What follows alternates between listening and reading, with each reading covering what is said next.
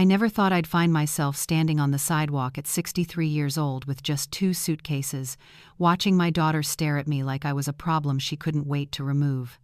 But life has a way of exposing the truth at the most unexpected moments, like when the lottery ticket I had forgotten in my handbag turned out to be worth $14,700,000. And the child I brought into this world told me I was no longer welcome. Before I go on, tell me where you're listening from, and if this story touches you, stay with me, because what happened next changed everything. That morning began like any other Tuesday in Port Harvel. A blanket of sea mist covered our old Victorian-style home in the Lighthouse District.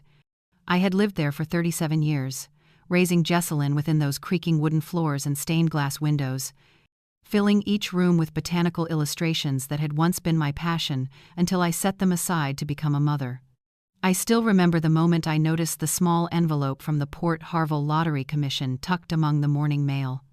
I had bought that ticket months earlier, a small birthday gift to myself, then completely forgot about it. When I opened it, the world seemed to stop. It was a confirmation of winnings, with instructions to visit the Pinnacle Tower in Westholme to claim the prize. My hands trembled as I read the number. $14,700,000, about $8.9 million after taxes. I couldn't breathe. I couldn't think. It was the answer to all the worries that had kept me awake ever since Jessalyn and her husband, Rafferty, moved in 6 months ago, saying they needed time to rebuild their lives after his investment firm collapsed. I slipped the letter into the pocket of my cardigan, keeping it close to my heart like a warm secret. I wasn't ready to tell them. That evening, I planned to surprise them with a special dinner. Maybe even talk about renovating the house. Jessalyn kept mentioning things I could never afford on my small pension from the Port Harvel Botanical Society. That money would change everything. But first, I needed to claim it. I had just said I was stepping out when Jessalyn blocked the doorway. Her perfect blonde hair was hastily tied back, her face tense. "Mom, we need to talk. Raf and I have been thinking, and we believe it's time to make some changes." Rafferty walked out of the kitchen holding a mug of coffee, his wrinkled shirt looking like he'd slept in it.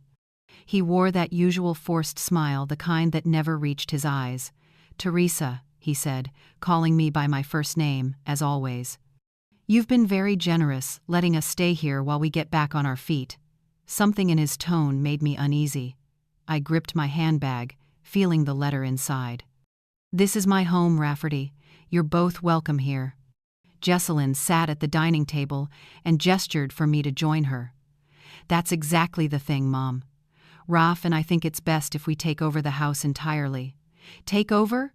I repeated, not understanding.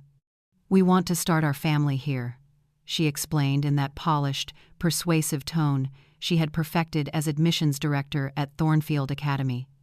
"But the house needs a full renovation. 3 generations under one roof can get complicated." "What are you two saying?" My voice didn't even sound like mine. Rafferty clasped his hands, dropping the polite act. "We think you'd be happier in a retirement community. Serenity Gardens has excellent options. We've already spoken with them." I looked at them, my daughter and son-in-law, and saw 2 strangers. "You want to put me in a nursing home? I'm 63, not sick." "Mom," Jessalyn sighed, her voice all formality now. "Be reasonable. The house is too big for you to manage." "I've never complained about the stairs," I said. "And the property taxes are high," she continued, as if I hadn't spoken. "We can take care of everything as long as you sign it over to us." The letter in my pocket burned like fire. I could have ended the conversation right then by telling the truth, but something stopped me. A terrible realization. They had planned this. "The house is in my name," I said quietly. "I bought it with the money I earned illustrating the Coastal Flora Encyclopedia." Rafferty leaned forward, his tone sharp. "And for 20 years you've reminded Jessalyn about that sacrifice. Don't you think it's time to stop?" I froze. That was a lie. "Every birthday, every Christmas," Jessalyn chimed in. "You mentioned giving up your career to raise me, like I forced you to be my mother." Her words hit me like knives. I'd only brought up my old work 3 times in 10 years, and always with fondness, never regret. "That's not fair," I said. "What's not fair?" Rafferty countered, is expecting us to put our lives on hold because you're afraid of change. Jesselyn has a reputation to uphold at Thornfield. We need to entertain guests. This house has potential, but not with all the lace curtains and faded watercolors everywhere. Tears stung my eyes, but I blinked them back. Those watercolors helped pay for your education and your wedding, I said. Jesselyn's eyes narrowed. There it is again, the victim act. I stood up. I needed air. I'm going out. We'll talk later. Actually, Rafferty said, glancing at Jesselyn, we've already made arrangements. What? I froze. The movers are coming tomorrow. Tomorrow? I could hardly breathe. You expect me to pack up my entire life in one day? We've hired help, Jesselyn said in that calm, managerial tone of hers. And Serenity Gardens has a room reserved for you until tomorrow afternoon. A reserved room, I repeated. I don't need support. Mom, she pressed on, you've been forgetting things. Last month you left the stove on twice. You misplaced your medication. I've just been unsettled because you two took over my space, I said. You rearranged my routines. Rafferty took my study, and you moved everything in the kitchen so I can't even find my own things anymore. The doorbell rang. Jesselyn went to answer it and returned with Octavia Harcourt, her old college friend and an influential member of Thornfield's board. My stomach clenched. Octavia. Jesselyn's demeanor instantly shifted. She flashed a perfect smile. You came at the right time. I was just showing Mom the Serenity Gardens brochure. Octavia gave me that pitying look that made my skin crawl. Teresa, are you all right? Jesselyn told me about the difficult decision you're facing. I turned to my daughter. What did you tell her? That you've been struggling with the house, Octavia said softly, and that you admitted it's become too much for you. It's brave to know when it's time for a change. The realization hit cold.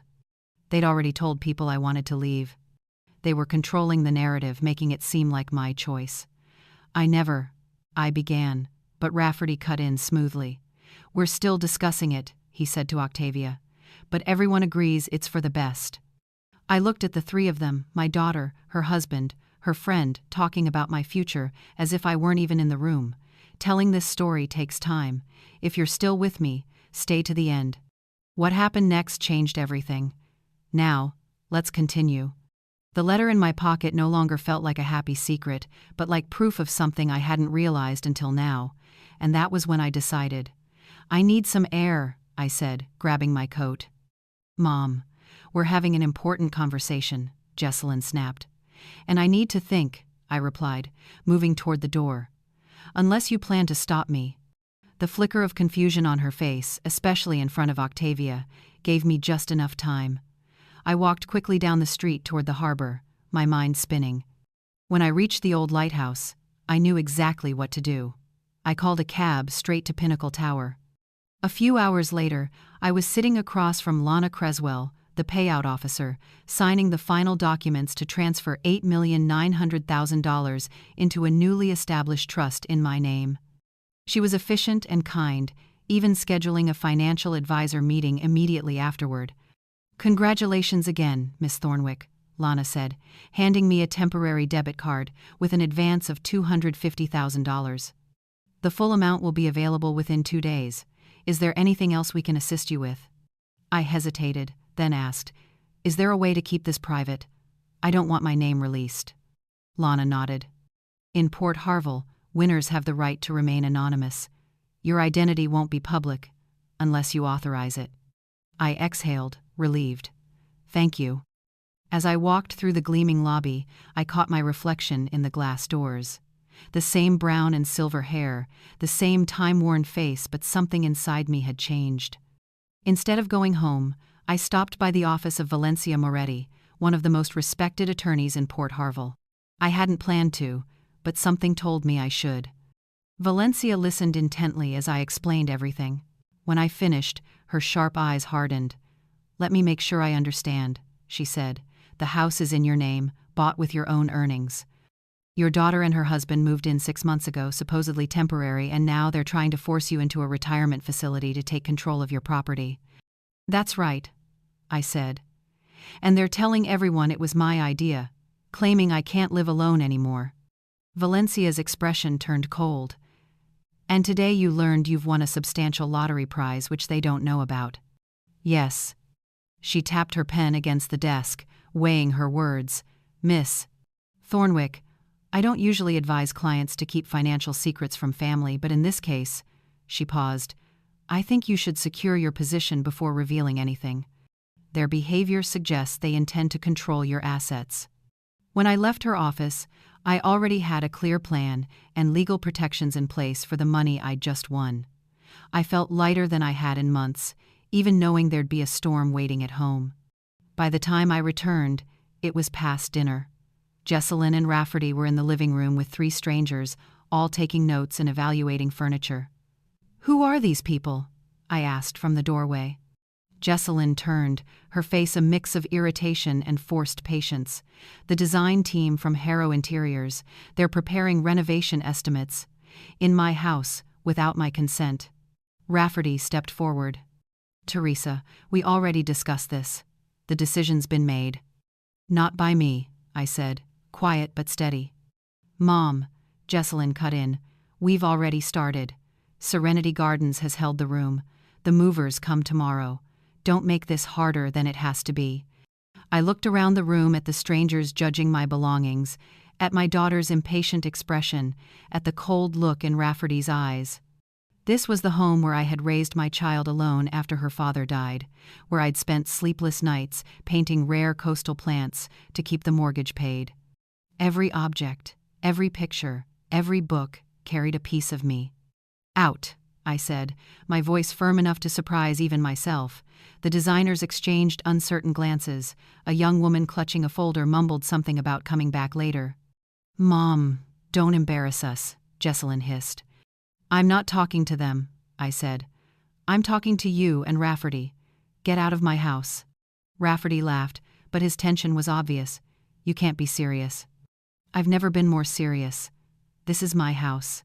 My name is on the deed. I paid for it. I maintained it. I poured my life into it, and I'm not leaving. Jessalyn's face flushed. We already made arrangements. You have no right, I cut in. I'm not sick. I'm not helpless. And I won't give up my home just because it doesn't fit the image you want to project at Thornfield. Ridiculous, Rafferty snapped. And the 2 of you are acting like thieves, I said. You can leave tomorrow. They froze, shocked I'd stood up to them. Then Jessalyn's expression hardened, twisted into something unrecognizable. Fine, she said icily. If that's what you want. But don't come crying when you can't afford the property taxes or when the roof leaks. Don't expect us to bail you out when your pension runs dry. I'll manage, I said.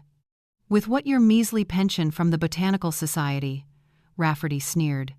Don't kid yourself, Teresa. You need us more than we need you.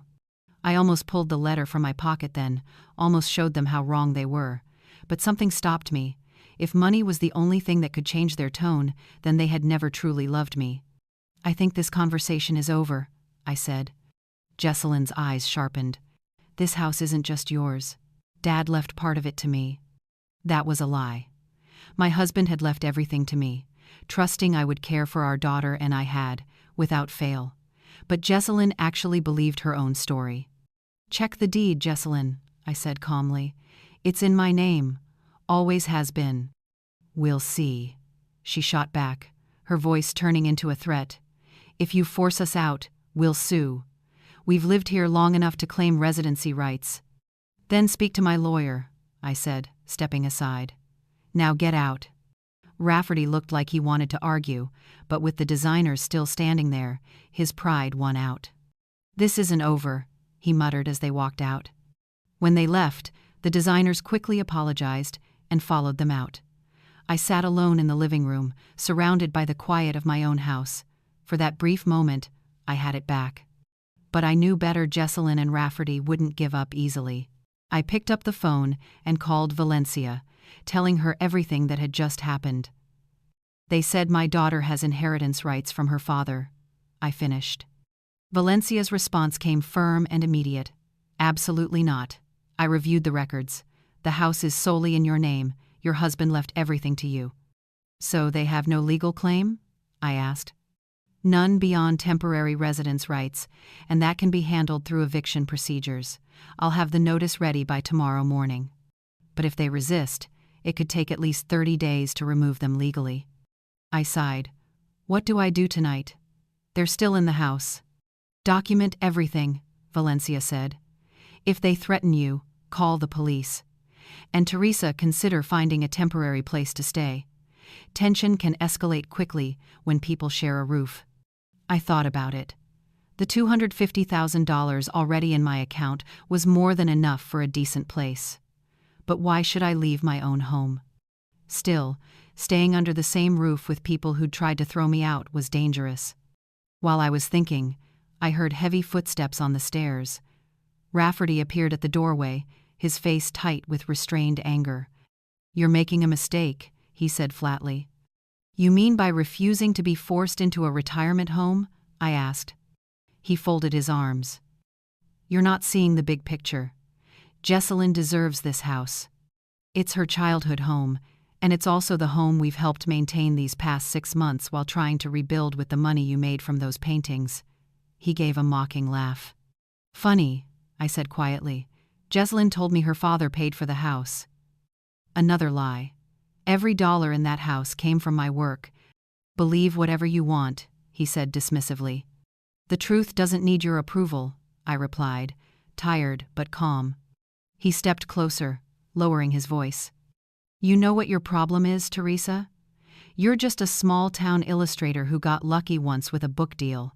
You've been living off that one success ever since, thinking you're something special." His words didn't shrink me, they clarified everything. "If that's really how you see me after all these years," I said softly, "then it's definitely time for you to go." "We're not leaving," he snapped, "and if you stay, you'll find life here very uncomfortable." The threat hung in the air. For a second, I felt uneasy, not because I feared what they might do physically, but because I knew how cruel psychological warfare could be. Then I remembered the letter, my meeting with Valencia, and the $8,900,000 that would be in my account in 2 days. I didn't need to win tonight. I just needed to stand my ground until I could change everything. "Good night, Rafferty," I said, standing. "I'm going to bed." He looked surprised by my composure but stepped aside as I climbed the stairs. "This isn't over," he shouted after me. I turned slightly. "I agree," I said. "It's just beginning." That night, I barely slept, listening for every sound in the hallway, afraid they might try something. But morning arrived peacefully, bringing with it a new sense of resolve. I chose clothes that made me feel strong, a deep blue blouse that brought out my eyes, tailored slacks, and my best boots. Today mattered, and I needed to look composed. When I went downstairs, Jessalyn was sitting at the kitchen table, sipping coffee and working on her laptop. She glanced at me, then back to the screen without a word. I poured myself some coffee, the tension in the room thick enough to touch. As I reached for a cup, I noticed that several of my botanical illustrations were missing from the wall. "Where are my paintings?" I asked. Jessalyn looked up. "We packed them. Since you refused to cooperate with the move, we decided to start without you." A chill spread through my stomach. "Those are my originals. Where did you put them?" "In storage," she said casually. "Don't worry, they're safe." The way she spoke about my life's work the illustrations museums once asked to display made something inside me crack. I want them back now. Jessalyn finally met my gaze, her expression flat. "They're not here anymore. Raf took them to storage this morning." "Without my permission?" My voice trembled. "Those pieces are worth thousands of dollars." "They're just botanical drawings, Mom," she said, rolling her eyes. "No one cares about those outdated sketches."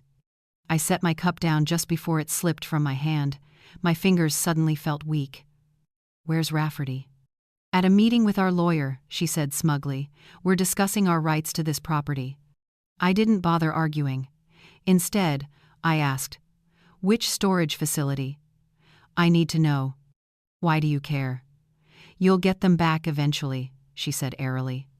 I steadied my voice. "Jessalyn, those works are my intellectual property. Taking them without consent is theft." She laughed, her tone sharp as glass. "Are you really calling the police over your own paintings? Oh, that'll look great for both of us at Thornfield." She was right, it would draw attention. But if she thought that would stop me, she was mistaken. I picked up my phone and started dialing. "Who are you calling?" she snapped. I didn't answer, waiting for the line to connect. "Port Harville Police Department, non-emergency line," came the operator's voice. Jesselyn's eyes widened. She shot up so fast her chair screeched against the floor. "You wouldn't dare." I met her gaze and spoke clearly into the phone. "Yes, I'd like to report stolen property." "Mom," she hissed, lunging for the phone. I stepped back and continued calmly. "My name is Teresa Thornwick. My daughter and son-in-law removed valuable artwork from my home without consent and refused to disclose where it was taken." As I spoke to the dispatcher, Jesselyn's face shifted shock, fury, then calculation.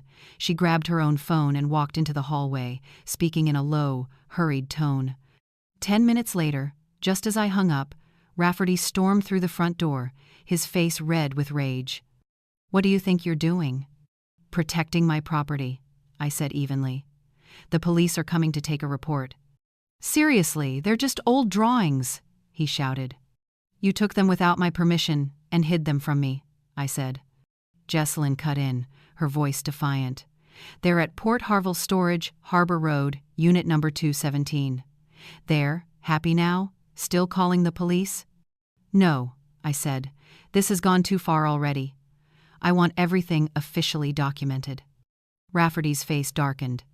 "You have no idea who you're dealing with. I have connections in this town. One phone call and your reputation's done." "Is that a threat?" I asked, making sure my phone's recorder was on. He froze, realizing his mistake. "I'm just stating facts." "No one will believe you." "Then we'll see who's more credible," I replied. "I have ownership documents and a theft report. You have nothing but bluster." The doorbell rang, the police had arrived. For the next hour, they took statements, filled out reports, and tried to keep things civil. They explained that removing the paintings could be recorded in the file, but criminal charges were tricky because of family ties. "We recommend resolving it through civil court," said the older officer. "Mediation might help." I nodded. I had already planned for that. My goal wasn't to see them jailed, it was to create a record proving I wouldn't be intimidated. After the officers left, silence fell heavy over the house. Jesselyn and Rafferty went upstairs, their footsteps overhead reminding me they were still there. I took the opportunity to call Valencia and update her. "You did the right thing," she said. "Document everything. I've prepared the eviction notice, we can file it today." "I'm ready," I replied. "One more thing," she added. "Given the situation, have you considered staying somewhere else for a while? Just for safety." I hesitated.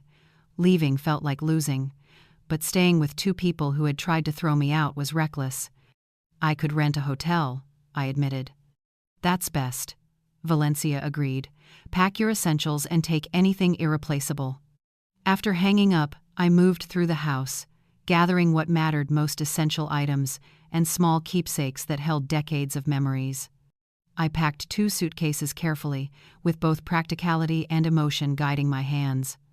I was closing the second suitcase when Jesselyn appeared at the doorway. Her expression shifted from defiance to confusion as she realized what I was doing.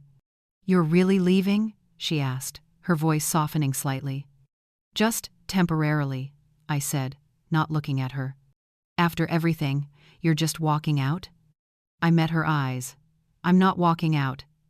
I'm stepping away from a toxic situation on my lawyer's advice." Her eyes narrowed at the word lawyer. "So now you've hired an attorney against your own daughter?" "That's rich." "I hired an attorney," I corrected, "after you both tried to force me into a retirement home and steal my house. This is the consequence of your actions." "We were trying to help you," she protested. "No," I said quietly but firmly. "You were trying to help yourselves using my property and convincing yourselves it was for my good." Jesselyn looked away. "You don't understand." "I understand more than you think," I said, snapping my suitcase shut. "The eviction notice will be served this afternoon. You'll have 30 days to find somewhere else to live." Jesselyn's eyes widened. You're kicking your own family out? Yes. Where are we supposed to go? Ralph lost his job. That's no longer my problem, I said, surprised by the calm in my voice. You both decided I no longer mattered. Her face twisted, then hardened. You'll regret this. When you're old and alone, you'll remember today. I lifted my suitcase, feeling an odd lightness. I'll remember today as the day I stood up for myself. As I descended the stairs, she stepped aside, staring at me with an expression I couldn't quite read. Anger, yes, but also something else. Fear, maybe even respect. Downstairs, I heard Rafferty on the phone, his voice tight and angry. He froze when he saw me, his eyes calculating. Running away? He asked. I'm making a strategic retreat, I said. There's a difference. He gave a short, cold laugh. You know, I always wondered why Jess was so afraid of turning into you. Now I get it. You're ruthless. That should have hurt. But instead, it made me stronger. No, Rafferty, I said evenly. I've just given my heart away too freely for too long. That ends today. I walked past him, toward the front door, stopping only to glance once more at the house I had built, at the life I had built. I would return, but when I did, everything would be different. Goodbye, I said, not to Rafferty, not even to the house, but to the fragile woman I used to be. I stepped onto the porch. The ocean wind lifted my hair, carrying the salt of new beginnings. My lawyer's car had just pulled up to the gate. Behind me, Rafferty started yelling at Jesselyn, his voice panicked. I didn't look back. I pulled my suitcase toward the car, heading for the future I would build for myself, not for my daughter, not for anyone else, but for me. The Crimson Tide Hotel was nothing like I had imagined. Standing in its marble-tiled lobby beneath a crystal chandelier, I felt out of place in my wrinkled clothes and worn shoes. The young receptionist, with smooth skin and the polished smile of someone used to wealthy guests, looked up. Welcome to the Crimson Tide. How may I assist you? I set down my suitcase. I'd like to book a room for 2 weeks. Her fingers danced across the keyboard. We have a standard king room on the 4th floor at $250 a night. Do you have anything overlooking the harbor? I asked, surprised at my own boldness. She studied me for a moment. We have a harbor view suite at $475 a night. I'll take it, I said, placing my new debit card on the polished counter. Her eyebrows lifted slightly when the transaction went through. I simply stood there, feeling a new chapter unfolding right in front of me. Very good, Mrs. Thornwick. Would you like assistance with your luggage? She asked. 20 minutes later, I stood inside a suite larger than my kitchen and dining room combined. Floor-to-ceiling windows opened to the Port Harville harbor, with the lighthouse rising proudly in the distance. A king-size bed filled one wall, while the other corner held an elegant sitting area with a fabric sofa that looked far too expensive to touch. The bathroom had a soaking tub deep enough for me to stretch out fully. I sat at the edge of the bed, suddenly overwhelmed. Just yesterday, I had been in the house I'd lived in for nearly 40 years, worrying about how to stretch my pension to cover property taxes. Now I was sitting in a luxury suite with millions in the bank. The contrast was dizzying. My phone buzzed. It was a message from Valencia. The eviction notice has been served. Call me when you're settled. I took a deep breath and called her back. How did they react? I asked once she answered. Exactly as I expected, Valencia said. Rafferty tried to intimidate my associate, and your daughter got emotional. But the papers were served and documented. They have 30 days. Thank you, I said, gazing out toward the harbor. What should I do next? Now we protect your assets and prepare for whatever they try next. And about the illustrations? The paintings, my life's work, were still sitting somewhere in that cold storage unit. Not an emergency, but they represented decades of dedication and had significant value. I want them back, I said clearly. I'll have someone confirm they're still in storage. If needed, we'll get a court order, Valencia assured me. For now, I recommend meeting with the financial advisor from the Lottery Commission. Managing this money properly is crucial. After hanging up, I unpacked my clothes, hung them neatly in the closet, and arranged my toiletries in the marble bathroom. Those small actions grounded me, made everything feel real. When I finished, I took out the small notebook I always carried and began a list. 1. Meet with the financial advisor. 2. Recover the illustrations. 3. Explore long-term housing options. And finally, the hardest question of all, what kind of relationship, if any, I wanted with Jessalyn from now on. The next morning, after the best sleep I'd had in months, I met with Zachary Pittman, the financial advisor Lana had recommended. His office overlooked West Holmes business district, sleek yet comfortably formal. "Mrs. Thornwick," he greeted me, rising from his chair. "A pleasure to meet you." "I'm not sure what Lana told you about me," I said, taking a seat. He smiled. "She said you ask smart questions and haven't run out to buy a sports car. That already puts you ahead of 90% of lottery winners." For the next 2 hours, Zachary walked me through every financial option: taxes, investments, trusts, philanthropy, in language I could understand. By the end of the meeting, I had a clear picture of how to protect and grow my money. "Most lottery winners burn through their fortune in 5 years," he said, "but I don't think you're one of them." "I've lived frugally my whole life," I replied. "I doubt that'll change much." "Frugality is good," he said, "but give yourself permission to enjoy a little. Balance is key." I left his office with a solid financial plan. Some of the funds had already been invested. The rest would transfer gradually over the week. For the first time, I had access to more money than I'd earned in my entire life combined. On my way back to the hotel, I passed Blackburn Auction House, the most prestigious in Port Harval for art and antiques. A sign in front caught my eye: Maritime Collection Auction, Saturday. On instinct, I stepped inside. The space was quiet, elegant, bathed in soft light that highlighted every piece. A woman with dark hair streaked with silver approached me. Her tailored suit and pearl necklace gave her an air of timeless grace. "Welcome to Blackburn's," she said. "I'm Imogen. What brings you in today?" "Just looking," I replied. "I saw the sign about Saturday's auction." "Ah, the Harbormore Collection, maritime artifacts spanning 3 centuries of Port Harval's history. Would you like to see the catalog?" She handed me a beautifully bound booklet. I flipped through until I stopped at one listing: a set of original 19th century maps and nautical charts of the Port Harval coastline, with handwritten notes on local flora. "Beautiful," I murmured. "Quite special," Imogen agreed. Drawn by Captain Elias Winthrop, he was both a brilliant navigator and an amateur botanist. His notes record several coastal plant species that weren't classified until decades later. The more I looked, the more fascinated I became. "Starting bid is $5,000, Imogen said, "but it may go as high as $100,000. "Are you a collector?" "Teresa Thornwick." I introduced myself. "Not yet, but perhaps soon." Imogen blinked. Recognition dawning.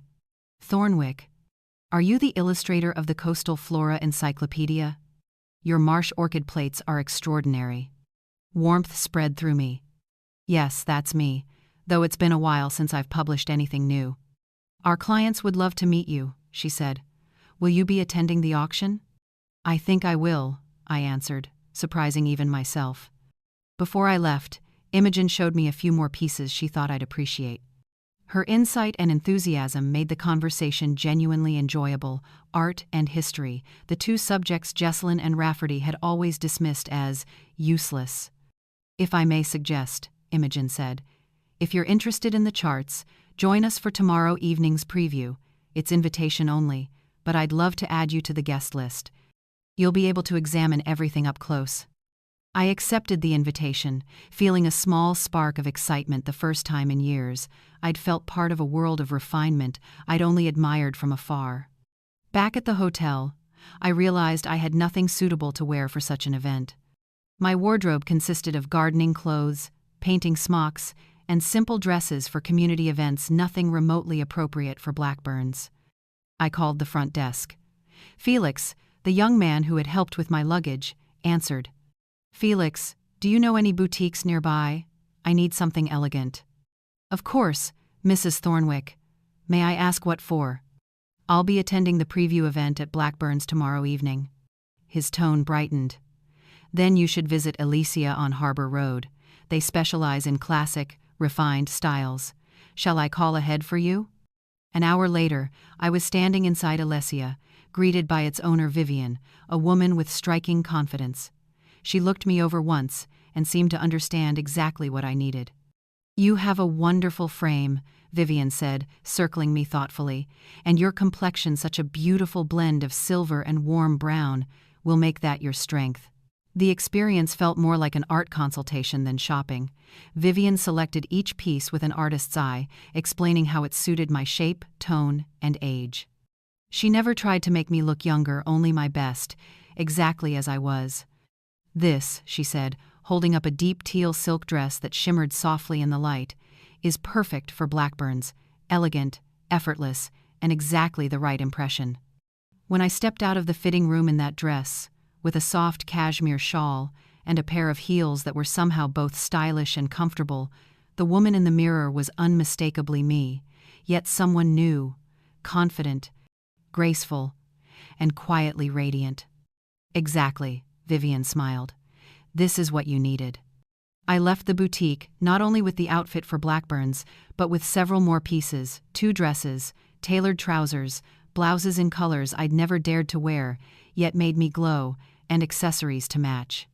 The total cost exceeded what I'd spent in the past 5 years combined, but I signed the receipt without hesitation. On the way back to the hotel, I spotted a familiar black sedan Rafferty's car parked across the street. They had found me. But I wasn't afraid. On the contrary, a spark of defiance rose within me. Let them watch. Let them worry. I wasn't hiding anymore.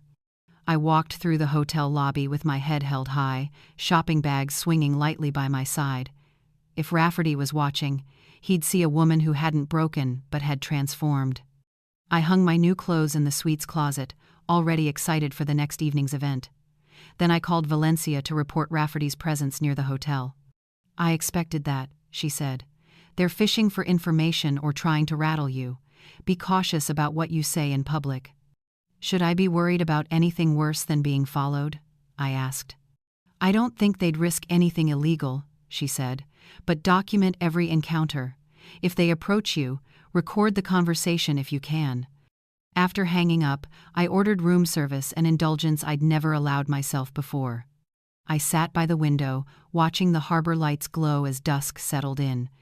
There was a strange peace in that in-between moment, suspended between the life I'd left and the one waiting ahead. The following evening, I prepared for the Blackburns event with unusual care. The teal silk dress draped perfectly, catching the light with each movement. I applied my makeup deliberately, liner, lipstick, a hint of blush. The woman in the mirror was both familiar and new still me, but steadier, more assured, and radiant in a way I hadn't been in years. As I walked through the hotel lobby, a few admiring glances followed me. Felix at the front desk looked up and smiled brightly. Mrs. Thornwick, you look absolutely stunning tonight. Would you like me to call a car to take you to Blackburns?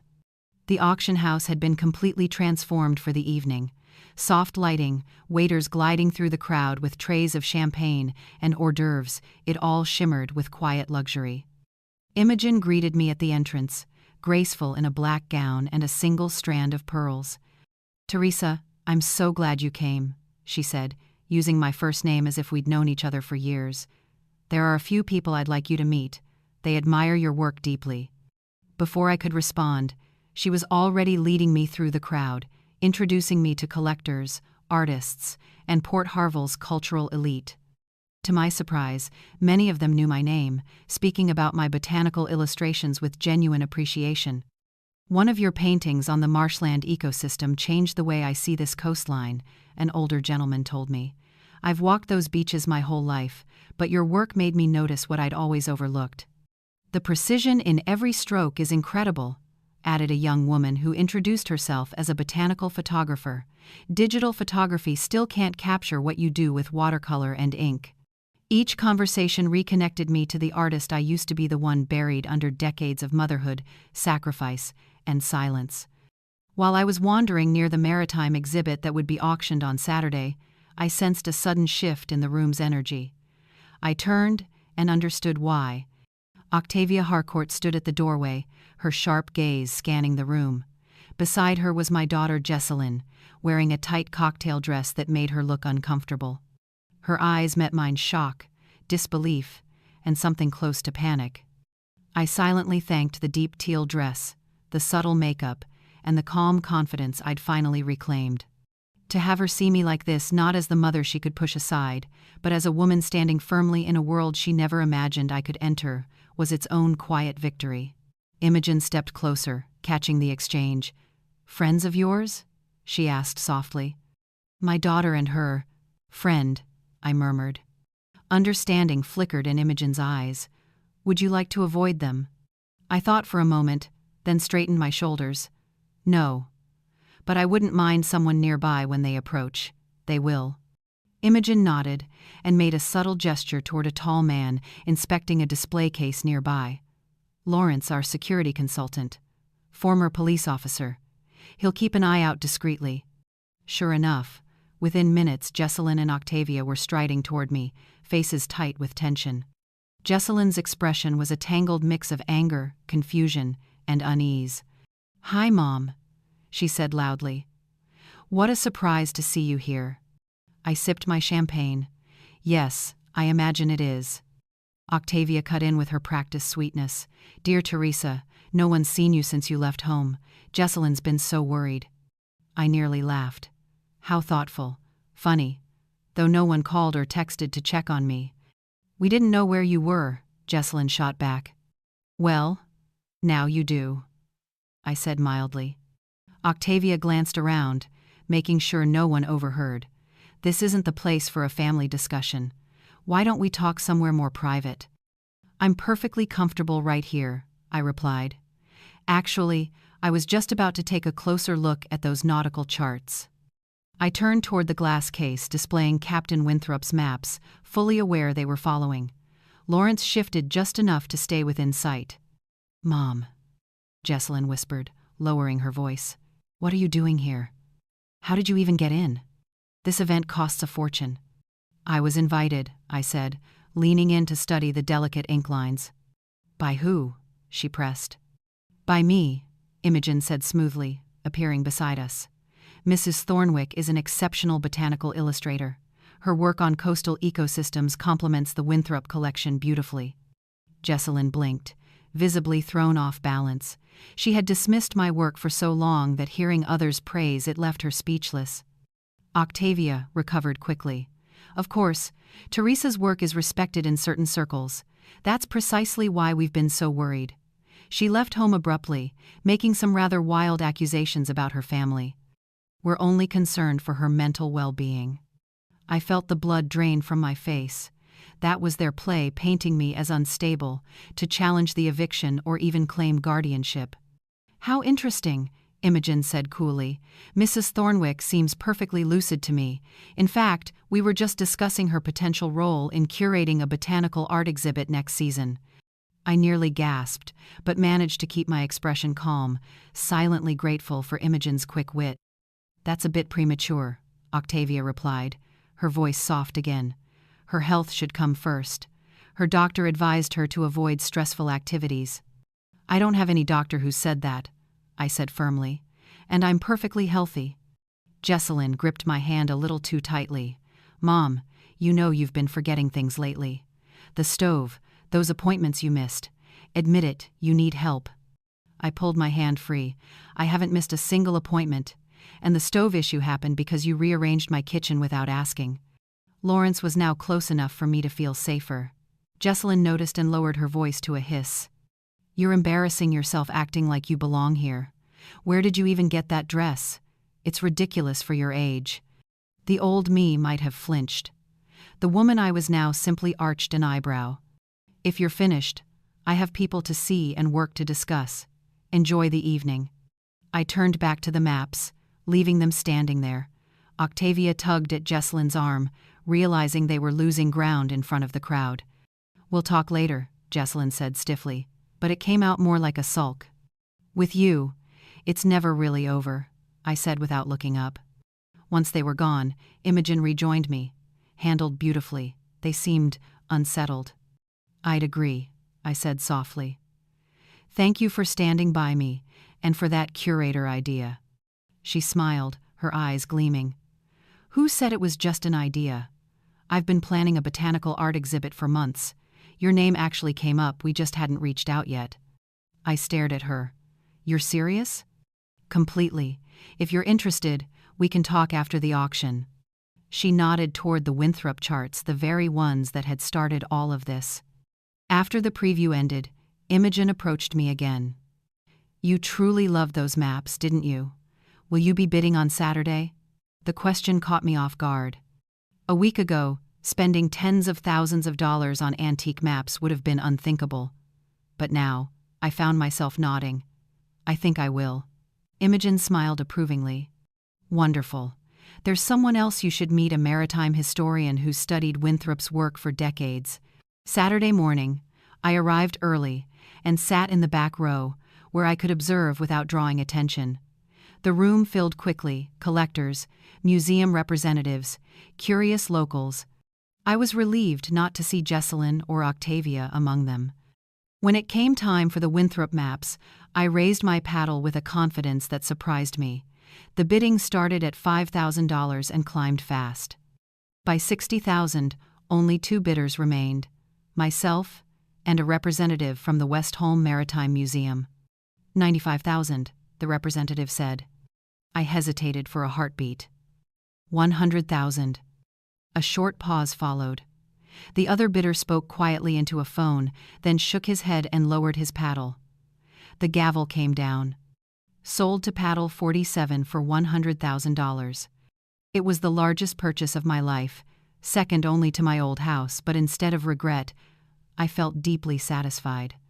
The map's detailed depictions of the coastline I had spent years painting felt like a bridge between my work and a kindred spirit across time.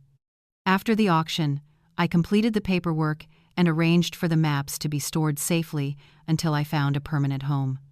As I was signing the final documents, Imogen returned with a man I recognized as the museum representative. Teresa, may I introduce Dr. Harrison Wilford from the Westholme Maritime Museum? He's eager to speak with you. The thin, bespectacled man shook my hand. Congratulations on your purchase. The Winthrop charts are of tremendous historical value. I was captivated the moment I saw them, I said. Our museum had hoped to acquire them, but perhaps you'd consider a loan?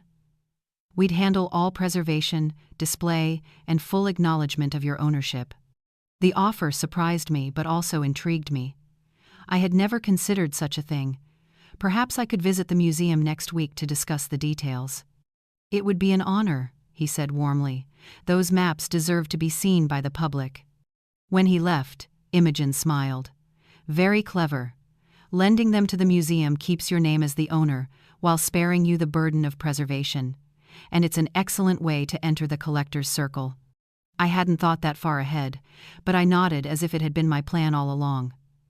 Those maps deserve to be cherished, I said. Exactly, Imogen agreed.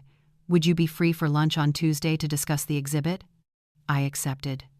When I returned to the hotel, news of my purchase had already spread through Port Harvel. Felix greeted me with newfound respect, and the other staff glanced curiously as I passed. In a town like this, high-profile auctions were the talk of the upper class. I had just sat down when my phone rang. A local number flashed on the screen, Port Harvel area code. Good afternoon, Mrs. Thornwick, a man's voice said. This is Thaddeus Queen from Seaside Realty. We met briefly last night at Blackburn's. I vaguely remembered him, a tall man with silver hair, an expensive watch, and a confident smile. Hello, Mr. Queen. What can I do for you? I heard you might not have a permanent residence yet. I've just listed a property not yet public, but I think it would suit you perfectly. A home with historic character, recently renovated. Normally, I would have politely declined, but Zachary's words echoed in my mind about finding balance between prudence and joy. What kind of property? I asked. It's the former lighthouse keeper's home at North Point, nearly 2 acres, with a private path to the ocean. The interior is fully modernized, but retains its original charm. The view is unmatched. North Point, the most beautiful and tranquil stretch of Port Harvel's coast. Curiosity won over caution. When can I see it? I can arrange a private viewing tomorrow morning at 10. I agreed, then looked him up online. Indeed, Thaddeus Queen was a reputable broker, known for selling a historic Westholme mansion for over $4 million. That night, I dreamed of the lighthouse, the rocky cliffs, and light sweeping across the old maps. When I woke, I knew visiting wasn't about buying it, was about seeing what might be possible. The road to North Point curved along the shoreline, revealing grander views with every mile. I rented a private car. I didn't want to arrive by taxi. As we turned the final bend, the house came into view and I caught my breath. A stone cottage stood beside the old lighthouse, its walls silvered with moss, its large windows facing the sea. A modern glass addition jutted toward the ocean, and a sloping garden led down to a private cove. Thaddeus was waiting, smiling with practiced warmth. Welcome to Lighthouse Point. Inside was a perfect blend of history and modern design, original stone walls, exposed beams, and sunlight pouring across elegant contemporary furnishings. The previous owner was an architect, Thaddeus explained. He kept the historic elements but added this glass extension for light, with heated floors and bird-safe windows. Upstairs, the master bedroom was enclosed entirely in glass, suspended between sky and sea. A private balcony wrapped around the space, its sliding doors opening to the salty wind. The lighthouse is still operational, but fully automated now, he continued. You'd have exclusive access, including the former keeper's office. The last owner turned it into a studio. My heart skipped at that word studio. We walked down a stone path to a smaller building built into the hillside, its wide windows facing north. Sunlight streamed in. The light here is unique, Thaddeus said. The last owner used it as a design studio, but I imagine it would be perfect for a painter. I stepped inside and instantly knew he was right. The light was even and pure, ideal for painting. I could picture a work table, brushes, watercolor palettes, and the endless sea as inspiration. The property includes the house, the studio, and 1.8 acres around it, with private rights to the cove, he added. Extremely rare, only 3 homes on this coast have that privilege. I'd like to know the price, I said, keeping my voice calm. $3,200,000, he replied. It's historically certified, which means tax benefits, and all systems are newly installed. 3 days ago, that figure would have been beyond imagination. Now it represents about a third of my post-tax assets. I'd like to see the garden, I said, neither accepting nor refusing. He led me through winding stone paths lined with native plants, the very species I'd spent a lifetime illustrating. The irrigation is fully automatic, he said. A gardener comes twice a week, included in the maintenance plan if you choose. At the end of the path, stone steps descended to a crescent-shaped beach bordered by cliffs, completely private. It's beautiful, I said. And perfect for you, he replied. Some homes seem built to wait for their rightful owner. Back at the main house, he handed me a folder containing details, certificates, and maintenance records. Take your time, he said. But there's a party from Westholme interested as well, so don't wait too long. On the drive back to the hotel, I didn't think about the cost or upkeep, only the feeling of standing in that studio, with sunlight, sea air, and the quiet promise of beginning again. As soon as I reached my room, I called Valencia for her thoughts. I described the North Point house, and she was silent for a moment before saying, "You're not asking if you can afford it, Teresa. You're asking if you'll allow yourself to live there." Her words stopped me cold. It feels extravagant, doesn't it? But maybe it's how you reclaim the space you've always needed: physical, creative, emotional space. Valencia was probably the first person to see what I hadn't dared admit. Over the years with Jessalyn and Rafferty, I had shrunk myself smaller and smaller. My study became Jessalyn's playroom, then her study corner, then a storage room, then Rafferty's office. My garden was cut down to make space for an outdoor entertainment area. Even my kitchen, once my sanctuary, had been rearranged to Jessalyn's liking. "Talk to your financial advisor," Valencia said. "Run every number carefully. But Teresa, if that house is calling to you, and you can afford it without risking your stability, Maybe it's time to let yourself live wide open. After hanging up, I sat by the window, watching boats drift across the golden afternoon harbor. In the distance, the lighthouse beams swept rhythmically across the horizon. For years, I had been that guiding light for others, steady, devoted, self-sacrificing. Maybe now it was time to let it guide me home. The next morning, the newspaper arrived with breakfast. On the society page was a photo of me in my teal dress, speaking with Imogen and Dr. Wilford at the auction. The caption read, "Local artist Teresa Thornwick sets record purchase with rare Winthrop charts." I nearly choked reading it. A smaller article below mentioned I might loan the collection to the museum. My heart pounded. I had thought of it as a private act of courage, not public news. Then I imagined Jessalyn reading it in the house she and Rafferty still occupied under eviction notice. The phone rang. Of course it was Jessalyn. "Care to explain this?" Her voice was icy. "Good morning, darling," I said, taking another sip of tea. "Cut the act. The paper says you spent $100,000 on old maps. Where did you get that kind of money?" I hesitated. Sooner or later, the lottery would come out, but not yet. Not while they still had access to my home and everything in it. "My finances are no longer your concern, Jessalyn," I said evenly. "Of course they are. You're my mother. I'm just worried you've lost your mind, spending money you don't have. Or are you hiding assets and pretending to be poor?" I had never pretended to be poor, only careful, something she had never understood. "The purchase was well within my means," I said firmly. "It's an investment. The museum will preserve them properly." "An investment?" she scoffed. "Since when do you know anything about investing? You've never had two nickels to rub together." Then her tone shifted, calculating. "Or did Dad leave you something you've been hiding, a bank account? Property?" I almost hung up. "Your father left nothing but debts. I spent 30 years paying them off and raising you. As I said, my finances are not your concern. Now I have somewhere to be."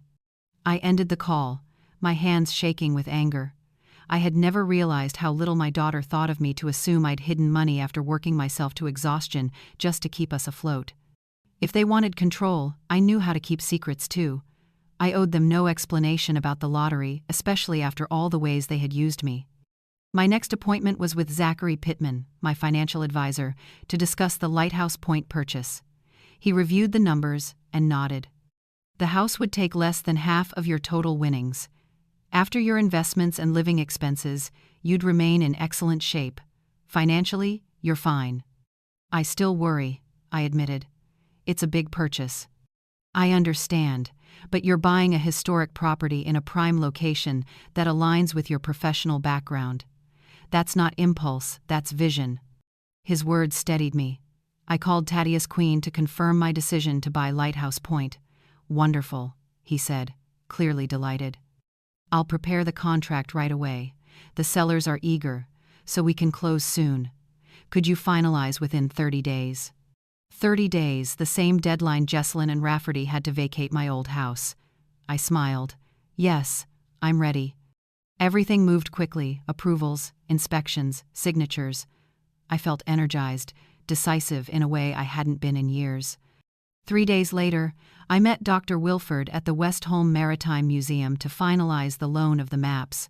The building glass and steel gleaming over the harbor blended beautifully with the old shipyard beside it. He led me through the exhibits, showing the section dedicated to Captain Winthrop: nautical tools, marine specimens, journals, and less detailed versions of his charts. "Your maps will complete the story," he said, pointing to an empty glass case. "They represent the peak of Winthrop's career." I was deeply moved. He handed me a folder. "A 5-year loan agreement, renewable. The museum will handle preservation, insurance, and security. Your ownership will be fully credited." As I reviewed the papers, my eyes drifted to a small nearby display botanical illustrations of coastal plants. "These are special," he said. "We've been trying to locate the artist to expand the exhibit, but without success." I stepped closer and recognized them instantly, my own drawings from 20 years ago for the Coastal Flora project. "I painted these," I said quietly. Dr. Wilford looked stunned. You're Teresa Thornwick, the botanical illustrator? Now it all makes sense why you were drawn to Winthrop's charts. An idea suddenly came to me. Dr. Wilford, I said, perhaps I could contribute more than just lending the maps. 2 hours later, when I left the museum, our agreement had expanded. I would create a new series of paintings documenting the changes in coastal flora over the past 2 centuries. The museum would host an exhibit combining Winthrop's charts with my artwork and possibly take it on tour to other museums along the East Coast. For the first time in years, I had a project that made my heart race. Once the work began, I would live at Lighthouse Point where light, sea, and wind converged, the perfect environment for creation. But that excitement didn't last long. When the car pulled up to the Crimson Tide Hotel, I saw Rafferty standing in the lobby, arguing heatedly with the manager. His body leaned forward, one hand pointing sharply, and I immediately went on alert. I asked the driver to pull into the staff entrance. One advantage of a luxury hotel is discretion. I asked a kitchen employee to guide me to the service elevator to avoid being seen. Once inside my room, I called the front desk. Felix, there's a tall man with dark hair, in an expensive but slightly disheveled suit, speaking to the manager. Do you know what that's about? Felix lowered his voice. He claims to be your son-in-law, Mrs. Thornwick. Says he's concerned about your mental state and your spending habits. The manager was maintaining professional confidentiality, but Felix said the man was being very insistent. A chill ran through me. They were escalating from private accusations to public attempts to control me. Thank you for letting me know, I said quickly. If he asks for my room number or tries to reach this floor, contact security immediately. Of course, Mrs. Thornwick. Would you like us to station someone on your floor? Yes, I think that would be safer. After hanging up, I called Valencia and told her everything. They're desperate, she said. The article about the map purchase forced their hand. They need to create a narrative that you're unstable before you do something that takes away their control. What's their goal? I asked. Even if they convince someone I'm not well, what do they gain? If they can get a doctor to question your ability to manage finances, they could request temporary guardianship. That would freeze all your assets until a court review. The thought made me shudder. Can they actually do that? Difficult, but not impossible. You've demonstrated sound judgment, clear financial counsel, rational decisions. But family cases can get messy. The best defense is public proof of independence and competence like the museum exhibit. I nodded. Yes, professional projects, public visibility, reputable partnerships, they'll make my stability undeniable. After the call, I sat by the window overlooking the busy harbor, planning my next move. Avoiding Rafferty in the lobby was one thing, but I couldn't hide forever. If I changed hotels, they'd just track me down. No, it was time to go on the offensive. I called Imogen at Blackburn's, a plan already forming. Teresa, how nice to hear your voice. How are things with the maps? That's why I'm calling. The Maritime Museum wants to host a joint exhibition Winthrop's charts alongside my new botanical series. I wondered if Blackburn's might host a small reception to announce the collaboration. Imogen paused, then spoke with excitement. That's a wonderful idea, a private evening celebrating Port Harville's classical and contemporary art. We could invite the museum's donors, collectors, and members of the art community. When were you thinking? As soon as possible this week, if it's doable. That's quick, she laughed. But let me speak with our events coordinator. I'm sure we can arrange it. This is exactly the kind of partnership Blackburn's wants to support. That very evening, preparations began for the Thursday reception. The invitations would position me exactly where I needed to be, not as an erratic older woman, but as a respected artist embarking on a major project. The next morning, when I went down for breakfast, I half expected Rafferty to appear, but instead, a sealed envelope had been slipped under my door. Inside was a letter from Dr. Elias Harmon, expressing professional concern about behavioral and financial irregularities, reportedly based on statements from family members. He requested that I schedule a psychological evaluation as soon as possible. I recognized the name. Harmon was a colleague of Octavia's husband, both on the Westholme Medical Center board. This wasn't a real medical concern. It was Jessalyn and Rafferty's next move. I took the letter straight to Valencia. She read it, her expression darkening. Unbelievable, she snapped. He's never examined you, never even met you, yet he's implying mental instability based solely on statements from people with a financial interest. That's borderline malpractice. What should I do? I asked. Respond through me. We'll send a formal letter expressing surprise at such unprofessional conduct and demanding specific evidence while disclosing his connection to your daughter and son-in-law. I'll forward a copy to the state medical board. Her approach was perfect calm but unmistakably assertive. I had legal representation, and I would not be intimidated. In the meantime, Valencia continued, we should expedite the Lighthouse Point purchase. The sooner the title is in your name, the stronger your position. I left her office feeling steadier and more certain. That afternoon, I met with Thaddeus to sign additional documents. The sellers had agreed, and with a sizable deposit, the transfer could be completed in 3 weeks. I've arranged for the contractor to meet us at the property tomorrow, Thaddeus said. You can discuss any updates you'd like. The previous owner left detailed plans. It'll be an easy process. The next morning, standing inside the sun-filled studio at Lighthouse Point with the contractor, a practical woman named Elise, who specialized in restoring historic homes, I felt creativity returning to me. The space is already wonderful, I said. I'd just like more storage for art supplies, and perhaps a few skylights for natural light. Elise nodded, taking notes. Skylights can be tricky in historic structures, but I'll find a solution that works. And the main house? She asked. We walked through each room, discussing small refinements, updating the bathrooms, expanding the closet, upgrading kitchen fixtures while preserving the original woodwork. Nothing major, just enough to make the house mine. When do you think it could be finished? I asked. If permits move quickly, we can complete the main work before you move in. The studio will be first. Perfect. Start as soon as possible. As we walked back to the driveway, Elise stopped. Forgive me if I'm being forward, but are you the illustrator of the Coastal Flora series? Surprised, I nodded. Her face lit up. My father was a park ranger.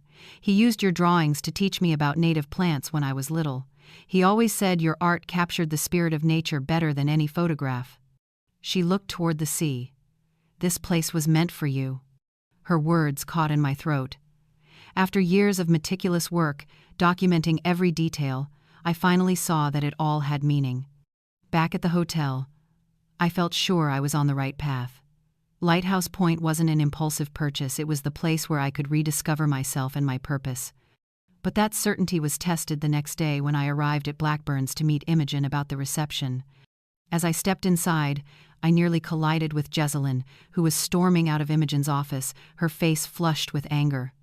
She froze, eyes blazing. So this is where you've been hiding? I'm not hiding, I said calmly. I have a meeting with Imogen about the art reception. Oh, I heard, she sneered. What a spectacular comeback from neglectful mother to celebrated artist. I kept my tone steady, aware a few employees were eavesdropping. I've always been an artist, Jessalyn. That never changed. No, she hissed. It was always your excuse to complain. Poor suffering artist, sacrificing for her family. Well, you've got what you wanted now alone, with your silly little sketches. Her words cut deep. I'd spent my life trying not to make my daughter feel like a burden. I lowered my voice.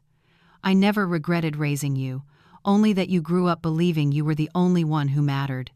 Her face flushed red. Oh, stop pretending. You're enjoying the attention, aren't you? Enjoy it while it lasts. People are about to start asking questions about your spending and your unusual behavior. There's nothing unusual about pursuing one's career, I replied. The only reason anyone's questioning it is because you've been stirring rumors. She stepped closer, her voice low but sharp. We know, Mom. About the money. You think you can hide it? In this town, word travels fast. My chest tightened, but I kept my face composed. Of course they had found out. I wasn't hiding it, I said slowly. I just hadn't decided what to do yet. You mean you haven't decided whether to share any of it with us? she said louder. "After everything we've done for you?" I let out a quiet laugh. "And what exactly have you done for me, Jessalyn?" She opened her mouth, but no words came. I went on. "You took my house, tried to send me to a nursing facility, and spread rumors that I'd lost my mind." Jessalyn faltered, then forced her composure back. "We were only trying to help you. Now I see you've been sitting on a fortune, letting us think you were struggling." "I won the lottery earlier this week," I said clearly, "long after you tried to put me in Serenity Gardens. And I chose not to tell you because watching how you've acted proves I was right." Just then, Imogen appeared, her tone calm but firm. "Teresa, I'm ready for our meeting." "Thank you for coming, Mrs. Thornwick," Imogen said, as Jessalyn shot me one last furious look and stormed off, her heels echoing across the marble floor. I exhaled slowly. "I'm sorry about that scene." Imogen smiled gently. "Family matters are rarely simple." She shifted the topic seamlessly. "About the reception, we've set the date for Thursday evening. Dr. Wilford is very enthusiastic and has provided a list of museum patrons to invite. We've also drafted a press release highlighting the collaboration. We spent over an hour reviewing every detail from menu and drinks to the guest list. Everything was coming together, positioning me exactly where I needed to be. A respected artist, not a woman questioned for her sanity." Before I left, Imogen looked at me with warmth. "Teresa, I hope you don't mind me saying this, but I truly admire how you've handled all of this. Most people in your situation would crumble or retreat, but you haven't." Her words strengthened my resolve. I wasn't just fighting for independence or a lottery fortune. I was reclaiming myself, my voice, my worth, the confidence I'd allowed others to diminish for years. The days leading up to the reception passed in careful preparation. I met with Dr. Wilford to finalize exhibit details, worked with the tailor Vivian had recommended to adjust my emerald silk dress, and completed the paperwork for Lighthouse Point. Valencia informed me that our letter to Dr. Harmon had worked. He quickly retracted his statement, claiming it had only been a preliminary concern, not a formal diagnosis. The state medical board demanded an explanation, leaving him cornered. The eviction of Jessalyn and Rafferty was proceeding on schedule. They had 3 weeks left before they'd be forced to vacate my home. Valencia also hired a security team to monitor the property during the transition, ensuring nothing was damaged or stolen. On the morning of the reception, I received unexpected news. A reporter from the Port Harville Herald called, saying the paper wanted to feature me, the lottery winner, the new owner of Lighthouse Point, and the artist behind the upcoming exhibition. After consulting with Valencia, I agreed. I wanted to shape my own story, rather than let gossip from Jessalyn and Rafferty take over. The reporter, a calm and professional woman named Dahlia, met me in the hotel's private dining room. She asked about my career, the exhibition, and how winning the lottery had allowed me to return to art. At the end of the interview, she asked carefully, "There are rumors of family conflicts. Would you like to comment on that?" I smiled. Family relationships are always complicated, especially when circumstances change suddenly. Right now, I'm simply focused on building a creative space of my own and contributing to the cultural life of Port Harville. The exhibition with the Maritime Museum carries deep meaning. It connects historical and modern observation, like a conversation across time about how this coastline has transformed. Dahlia nodded, understanding that I had gracefully redirected the focus to my work instead of my private life. Before leaving, she added, "If you could say one thing to people who receive an unexpected opportunity in midlife, what would it be?" I thought for a moment and answered, that it's never too late to reconnect with the part of yourself you once set aside. For me, that's art and nature. For others, it might be music, writing, or travel. Taking care of yourself isn't selfish, it's necessary. No one can give from an empty heart. After the interview, I returned to my room to get ready for the evening. As I clasped a simple pearl necklace around my neck, I caught my reflection in the mirror and felt astonished. Just a few weeks ago, I had been retreating inside my own home, afraid of confrontation, doubting my feelings and my needs. Now I was about to step out before the public, announcing my own exhibition, staying in a luxury hotel, and preparing to move into a home that bore my name. The change wasn't just outward, it was within. I had reclaimed my voice, my autonomy, and my ability to make choices guided by my own desires, not anyone else's. The woman in the mirror looked back at me with confidence, bright eyes, steady posture, no trace of the hesitation that had marked the past years. I had once shrunk myself, accepted less to keep the peace, sacrificed dreams for others. No more. Now I stood tall, needing no permission to exist. A text came from the driver Imogen had arranged. "The car is ready, Mrs. Thornwick." I took a deep breath, adjusted my dress, and stepped out the door. Whatever happened, whether Jesselyn or Rafferty appeared, whether gossip spread, I was ready.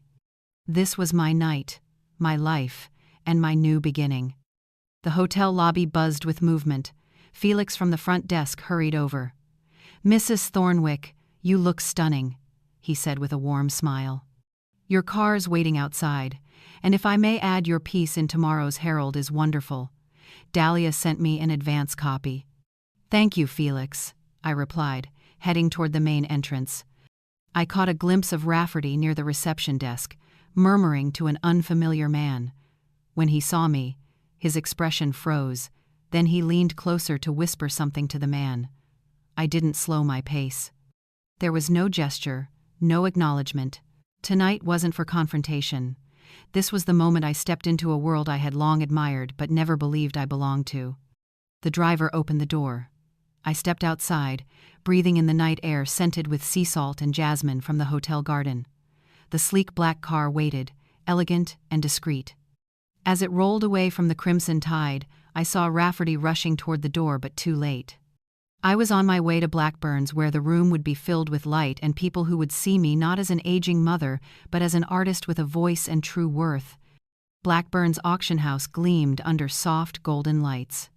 The normally formal space had been transformed into an elegant gathering, filled with Port Harval's cultural elite. Glass cases displayed maritime antiques, enlarged reproductions of Winthrop's charts lined the walls, and my coastal flora illustrations were elegantly framed, forming a bridge between past and present, exactly the kind of exhibition I had always envisioned. Imogen greeted me at the entrance, poised in a fitted black dress. "Teresa, you look incredible. Perfect timing. Dr. Wilford is eager to make the formal announcement." I followed her into the main gallery, where about 50 guests mingled, champagne glasses in hand. I recognized a few faces from the auction, the museum's board members, business owners, even several professors from Westholme University, where I once lectured on botanical illustration. Dr. Wilford approached with a dignified woman in her 60s. "Teresa, may I introduce Dr. Eleanor Boss, the museum's director? She came especially to meet you and discuss the exhibition." "Mrs. Thornwick," Dr. Boss said warmly, "I've admired your work for years. When Harrison told me about the Winthrop chart acquisition and the idea of pairing them with your pieces, I knew it would be extraordinary. The historical and scientific value is immense." We spoke passionately about the exhibition, its presentation, timeline, and educational outreach. Dr. Boss's enthusiasm was infectious, and the genuine respect in her eyes made me feel truly seen. Soon others joined our conversation: donors, fellow artists, collectors intrigued by the Winthrop maps. Each exchange, each comment about the project strengthened my place within Port Harval's artistic and academic community. "You should see the preliminary design for the exhibit," Dr. Wilford said, guiding me to a display model that illustrated how the museum planned to integrate the antique charts with my new botanical illustrations. As I studied it, a murmur rose near the entrance. I looked up. Jesselyn and Rafferty had entered with Octavia Harcourt, looking awkward amid the refined crowd. Imogen immediately came to my side, whispering, "Uninvited guests." "Should I call security?" she asked quietly. I paused, then shook my head. "No, let them stay. But keep someone close." "Lawrence already has eyes on them," she replied. I turned back to Dr. Wilford, fully focused on our conversation. I wanted them to see what they had tried to diminish: a woman respected and engaged, discussing her own artistic achievements. Dr. Wilford had just begun introducing a potential sponsor when Jesselyn approached, her smile stiff. "Mother, How lovely to see you here." I turned calmly. "Jessalyn, I didn't know you had an interest in maritime history or botanical illustration."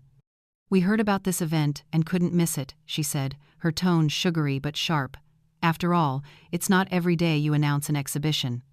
Dr. Wilford and Dr. Boss exchanged knowing glances. Dr. Boss smiled diplomatically. "You must be very proud of your mother. Her work is an important record of how coastal ecosystems have evolved." Jessalyn's smile faltered. "Of course, though I must say her sudden re-emergence took us by surprise. She's been rather unpredictable lately." "On the contrary," Dr. Wilford said swiftly, "Mrs. Thornwick has shown remarkable vision and clarity throughout this project. We've been eager to collaborate with her for years." I knew it was a polite defense, but his support touched me. "How interesting," Jessalyn said dryly. At home, she never mentioned any of this. She seemed perfectly content in retirement until recently. Her intent was clear: to plant seeds of doubt about my stability, to imply impulsiveness. "Artists rarely retire in the conventional sense," Dr. Boss interjected smoothly. "They simply transition from public creation to personal exploration. Isn't that right, Mrs. Thornwick?" "Exactly," I nodded. "And connecting my work to Captain Winthrop's documents has special meaning.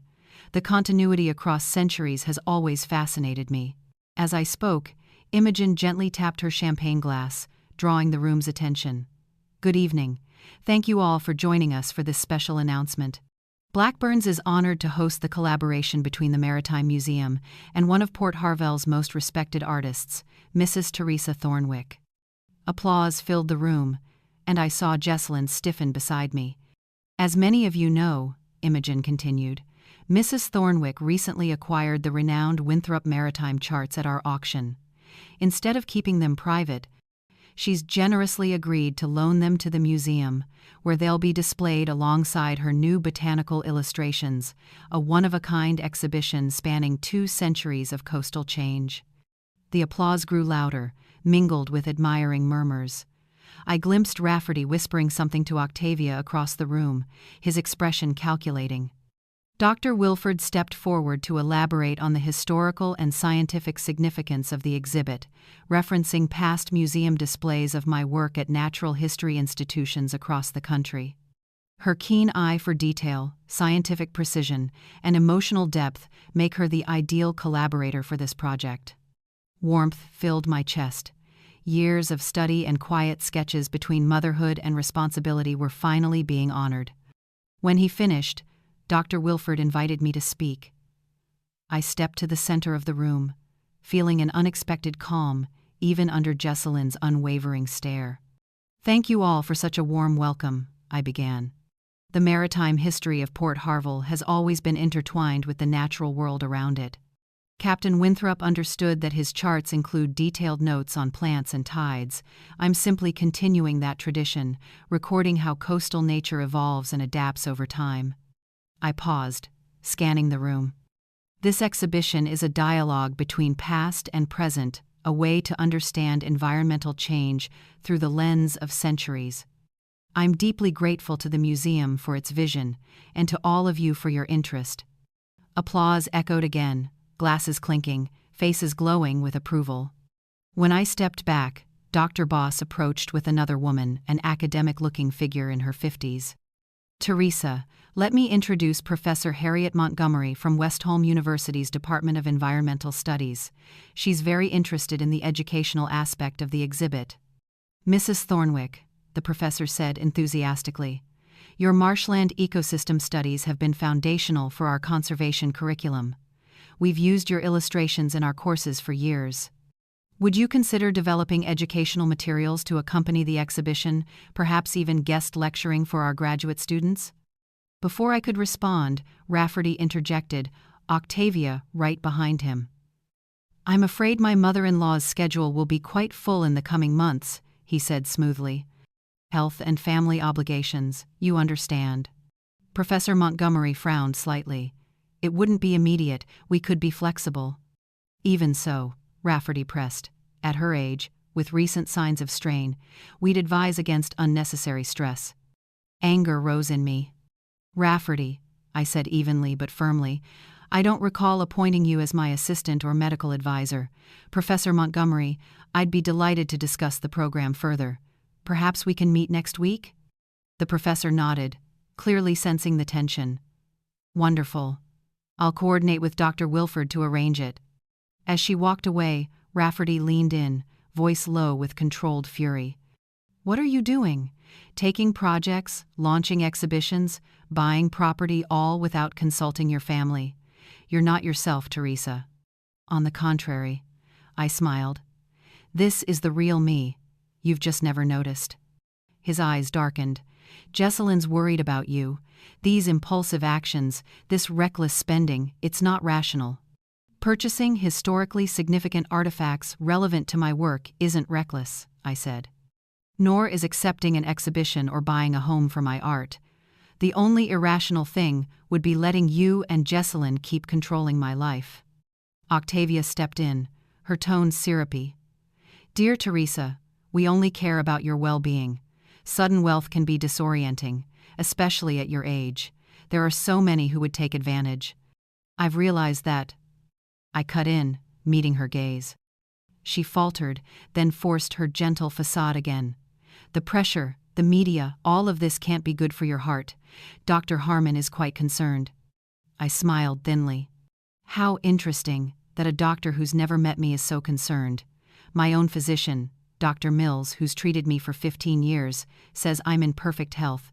But I'm sure you know better, don't you?" Rafferty's expression hardened. "This attitude helps no one, Teresa. We're only trying to protect you." I looked him straight in the eye, my voice low and cold. "Protect me from what? Independence? Work? Or the right to make my own decisions?" I hadn't yet answered when a commotion rose near the entrance. A tall man with silver hair, holding a professional camera, was trying to enter but was stopped by Blackburn's security team. Lawrence passed by and murmured, "Reporter, not on the guest list. I'll handle it." But Jesselin had already noticed and quickly made her way toward the door, with Octavia right behind her. I caught fragments of their exchange with security. Health issues, erratic behavior, family matter. It was clear they were trying to turn the reception into a media spectacle to reinforce their fabricated story about my instability. Imogen came to my side and whispered, "This is getting messy. Do you want to wait in my office for a bit?" I paused for a second, then shook my head. Leaving now would only confirm the image they were trying to create, a fragile woman in need of protection. No need. But perhaps this is the perfect time for a toast. Imogen understood immediately. Within minutes, she had the room's attention again, introducing Dr. Boss and announcing the official toast for the exhibition. As glasses were raised and cameras flashed, I stood between Dr. Wilford and Professor Montgomery, presenting the perfect image of professionalism and partnership. From across the room, I saw Jesselin's tense face. Her plan to sabotage the evening had failed as everyone's focus returned to the event. The uninvited reporter was escorted out quietly, and the atmosphere quickly regained its warmth. After the toast, the guests mingled, shaking hands, offering congratulations, and expressing interest in future collaborations. Each conversation, each compliment, was another step, solidifying my standing. No one could question my competence or clarity anymore. I was speaking with a maritime historian when I noticed Jesselin standing nearby, watching my every move. When the conversation ended, she stepped forward, her voice low but dripping with sarcasm. "You've planned everything, haven't you? Not just this exhibition, all the purchases, connections, public appearances, all to prove you're independent and stable before we could even express concern." I met her gaze. If concern means trying to control my choices and my finances, then yes, I've been strategic. I'm just reclaiming the parts of my life I lost for too long. Her eyes flickered with anger and something like reluctant acknowledgement. "We've never seen this side of you," she said, almost accusingly. "At home, no one ever talked about your art or your talent." "Because you never asked," I replied. "You only cared about what I could give you, not who I am." Jesselin hesitated. "That's not fair." "Not fair.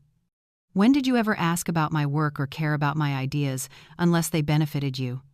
She said nothing, her head dipping slightly, a flicker of remorse crossing her face before her familiar mask of pride returned. "This new version of you, the confident artist, the wealthy collector, hasn't changed a thing," she said coldly. "Money just exposes who you really are." "No," I answered softly. "Money just reveals who I've always been, the woman who raised you, supported your dreams, and put aside her own over and over again. The only difference is that now I don't have to shrink so others can feel comfortable." Rafferty stepped in, his face flushed with anger. "We're leaving. This is all ridiculous." Jessalyn hesitated, looking at me with something uncertain in her eyes. "This isn't over, Mother."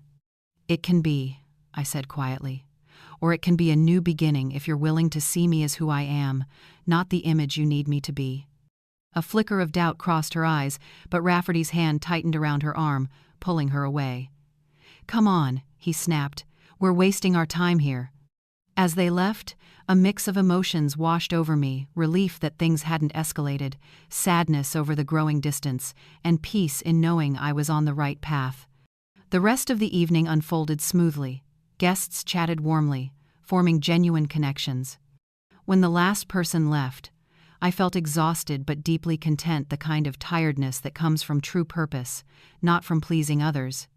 "An absolute success," Imogen said, as we sat in her office with Dr. Wilford and Dr. Boss. "The exhibition is attracting serious attention. Several sponsors have already offered to support the educational component," added Professor Montgomery. "Westholme University is thrilled.